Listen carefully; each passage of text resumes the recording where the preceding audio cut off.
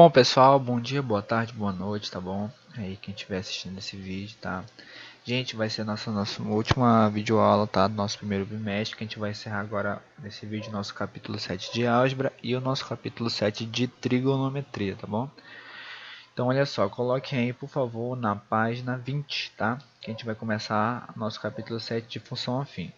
Gente, esse função afim 2 é justamente só para reforçar aquilo que a gente já está estudando, aliás, no nosso capítulo passado, né, que é a função afim.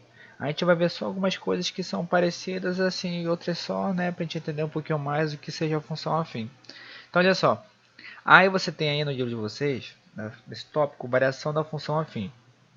Gente, o que isso quer significar? Olha só, significa. Você já sabe que a tal função afim é f de x igual a x mais b, sendo que a e b são constantes reais, ou seja, elas são números, né? E que teu a tem que ser diferente de zero, porque se for igual a zero, 0 vezes x vai dar zero. Então, ou seja, você não vai ter uma função afim, né? Você vai ter só uma função constante, porque vai sobrar somente quem? O teu b. Então, olha só. Aqui você tem taxa de variação, né? Variação, ou seja, vai variar o que, professor? Os x e os f de x. Então, olha só. Quando tu tiver um coeficiente angular, como é que vai funcionar essa taxa de variação? Vai ser justamente de y em relação a x. Então, como a coeficiente angular é representado pela letra A, né, que é esse carinha aqui, ó. Então, o A vai ser quem? F de x2 menos f de x1 dividido por x2 menos x1. Que é a mesma coisa, ó, se tu tem um elemento e tu tem o outro, né? Tu tem dois elementos, sendo que o elemento x2 é maior que x1. Então você vai ter um f de x2 e um f de x1, que subtraindo eles, entre eles, né, e dividindo, você vai ter igual a. Lembrando que o teu x1 e x2 tem que ser diferentes, pessoal. Por quê? Porque se for iguais, você não vai ter uma variação. Você vai ter o quê? Uma função constante, porque esse vai ser igual a esse e esse vai ser igual a esse. Então, ou seja, mudou, variou alguma coisa? Não, ou seja, é constante. Então, por isso que o x1 e o x2 eles têm que ser o quê? Diferentes, tá bom? Próximo aí, ó, é o coeficiente linear. Esse coeficiente linear, pessoal, é justamente a ordenada do nosso ponto. Lembra lá no nosso capítulo passado que a gente estudou? Quem é o meu b, professor? É o meu coeficiente linear. Mas quem é o coeficiente linear? É justamente o ponto no eixo y em que a minha reta passa. Somente isso, que é aquele ponto B. E quem é, professor, o raiz ou o zero da função? Justamente, lembra lá no nosso capítulo também, quando a gente estudou, que o meu f de x ele tem que ser igual a zero, né? A minha função tem que ser igual a zero, justamente. Porque quando a minha função for igual a zero, vai sobrar quem, pessoal, naquela função? O menos b sobre a, que é justamente o meu ponto. Então, isso é meu zero da função. Então, toda vez que, por exemplo, a gente dá uma função, por exemplo, x mais 2, aí fala, professor, qual é o zero da função? Tu tem que encontrar um número que tu vai somar com 2 e que teu f de x tem que dar quanto? Zero. Então, nesse caso, teu x vai ser quem? O menos 2, porque menos 2 mais 2 vai dar zero. Então, f de x é igual a zero. Então, isso que é o zero da função, beleza? Aí, aqui, você tem um pouquinho sobre a parte da variação da tangente, tá, pessoal? Gente, isso aqui é bem simples também da tangente. Por que, professor? É bem simples. Porque, olha só, você vai ter duas situações aqui para tangente. Primeiro, quando você estiver no teu primeiro quadrante de 0 a 90 graus, ó, essa parte aqui é o meu primeiro quadrante. Então, toda vez que a minha reta estiver aqui, ó, o que vai acontecer? A minha variação ela vai ser o quê? Positiva, né? Porque está aqui, ó, no primeiro quadrante. Se ela estiver aqui, no segundo quadrante já vai ser o quê? Negativo. Isso daí vocês vão entender lá para frente, tá bom? E quais são as informações disso que eu posso tirar, professor? Justamente é a minha taxa de variação. Por exemplo, no caso da tangente de alfa, em vez de ser, né, como vocês viram lá, aliás, viram não, é a mesma situação do coeficiente angular. F é x2 menos x1, e aqui vai ser o f de x2 e o f de x1, porque você sabe que o f de x ele também é representado como y, né, que é o teu contradomínio, né. Então vai ser a mesma coisa, tá bom, pessoal? E aí, beleza. Virando a página, você vai ter agora um pouquinho da situação de função afim crescente e decrescente. Gente, a gente já estudou isso, pessoal, nos nossos primeiros vídeos. Qual foi a informação que eu disse? Toda vez que o teu a for maior que zero, ou seja, esse a for positivo, a tua função é o quê? Crescente. E se teu a for menor que zero, ou seja, se teu a, esse carinha aqui na frente, for negativo, tipo menos 5, a tua função é o quê? Decrescente. Só isso. Gráfico de uma função definida por mais de uma sentença. Pessoal, olha só. Essa aqui é uma situação bem interessante, por quê? Toda vez que tu tem uma função, tu só tem uma sentença, né? Por exemplo, f de x igual a x mais 2. Pronto. Aí tu constrói o gráfico disso, bem rápido, né? Só que aqui você tem duas sentenças. Então, como é que você faz para resolver isso? Olha só. Você vai dividir. Você primeiro vai fazer essa função aqui e essa função aqui. Ou seja, você vai fazer o gráfico para essa e depois o gráfico para essa. Então, bora começar com essa aqui de cima. Então, essa aqui de cima é f de x igual a quanto?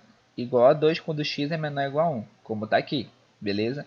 Só que a gente tem uma seguinte situação, gente. Ó, a gente já sabe que quando f de x é igual a 2, isso aqui é uma função o quê?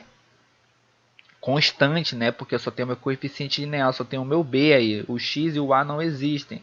Então, por isso, é só uma função constante. Então, essa função constante ela vai tocar em que ponto? No 2, como está aqui, ó. Beleza? Só que qual é a diferença, professor? Que eu tenho uma limitação aqui. Eu tenho um intervalo, ou seja, a minha reta ela só vai de 1 até menor que ela, ou seja, menor ou igual. Então, tá aqui a reta, o ponto 1 na reta x, né? Porque aqui não é x, está no eixo x. Então, o ponto vai daqui até os valores menores ou iguais aqui, a 1. Então, ele vai partir de 1, que é bola fechada, para baixo. Ou seja, de 1 até 0, menos 1 e assim vai embora. Entendeu? Então, assim fica o meu gráfico. A minha outra sentença vai ser quem? Vai ser a minha função x mais 1, né? X mais 1. E essa aqui é tranquila, por quê, gente? Quando eu tenho x mais 1, olha só. Tá aqui o 1.1, né? Aqui eu vou substituir por x. 1 mais 1, 2. Então aqui eu tenho meu x e meu f de x. Não é x mais 1? 2 mais 2, ou x mais 1, né? Quem é meu x aqui? 2. 2 mais 1, 3. Então aqui meu x2 e esse aqui é o f de x2. Só que lembra que nesse caso aqui, ó, o meu intervalo ele é quem, pessoal? São valores maiores que 1 em x. Então justamente, ó, tá aqui o 1. Então vai ser valores maiores que 1. Ou seja, minha reta ela vai para onde? Para cima e não para baixo, porque todos os valores têm que ser maiores que 1. Só que lembra que não existe o que aí? A igualdade. Por isso que a minha bola é aberta. E professor, feito esses dois, como é que eu faço para fazer a interseção? Tá aqui a interseção, gente. É bem simples, ó. Você tem essa reta aqui, né? A função constante, que é a primeira sentença. Tá aqui, ó. Função constante parou aqui. Aí tu me pergunta, professor, mas aqui, ó. Nesse caso aqui, ó. Aqui é bola aberta e aqui é bola fechada. Qual dos dois eu vou utilizar, gente? Utilizem a bola fechada, porque a igualdade prevalece, entendeu? Então aqui é a primeira sentença do teu gráfico, que é a função constante, e depois a função normal linear, ó, que vai subindo, ó, que é justamente essa função aqui. Então você tem o gráfico de quem? Do f de x com as duas sentenças, beleza? E aqui para fechar, a gente tem o estudo do sinal da função afim, né, nessa parte aqui. Gente, isso aqui também é simples, pessoal. Tu já sabe que quando o a for maior que zero, tua função é o quê? Crescente. Então, olha só. O desenho dela já vai ficar desse jeito aqui, ó. Vai subindo da esquerda para a direita. Esse ponto aqui é o ponto justamente no eixo x, quando f de x é igual a zero, menos b sobre a. Então, gente, como aqui é o eixo x, tu sabe que daqui tu tem a origem, né, que é o zero. Então, para cima é positivo e para baixo é negativo. Então, quando for crescente, positivo na direita, negativo na esquerda. Quando tiver uma função decrescente, já é o contrário. Ó. A tua reta ela vai estar escrita desse jeito, mas na mesma forma. Positivo à esquerda e negativo à direita. Só isso para o eixo x, quando você quiser descobrir os sinais, entendeu? Os sinais de x, somente no eixo x aqui. Por exemplo, tu achou um ponto bem aqui, ó. Tu traça aqui, achou, sei lá, um menos 1. Ele vai ser positivo ou negativo, professor? Positivo. Mas depende se a função é crescente ou decrescente. Nesse caso aqui, ó, como ela é decrescente, ela é positiva. Se fosse na reta crescente o menos 1, seria o quê? Negativo. Entenderam? Beleza. Então, essa é a parte, e aqui tem só uns exemplos, tá bom, pessoal? Então, fechamos essa parte, nosso capítulo 7 tá de álgebra, tá? Na parte de função afim. E a gente, aqui no capítulo 7, já retomando, tá? A parte de trigonometria, o que a gente vai ter aqui, professor? Justamente a parte bem simples, tá, gente? De relações trigonométricas envolvendo só a questão da variação do sinal da tangente. Só isso, pessoal. Aqui dá 4 situações. Põe aí na página 16, tá? Então aqui a gente tem 4 situações porque justamente vai se basear na variação do sinal da tangente dos quadrantes que ela tem. Eu só quero que vocês entendam uma coisa, olha só. Você tem primeiro, segundo, terceiro e quarto quadrante, ok? Então olha só. Quando ela estiver no primeiro quadrante, lembra que a reta tangente é uma reta que toca apenas em um ponto da minha circunferência, beleza? Apenas em um ponto. Então, por exemplo, olha só, analisa aqui comigo esse desenho. Olha só, esse desenho aqui.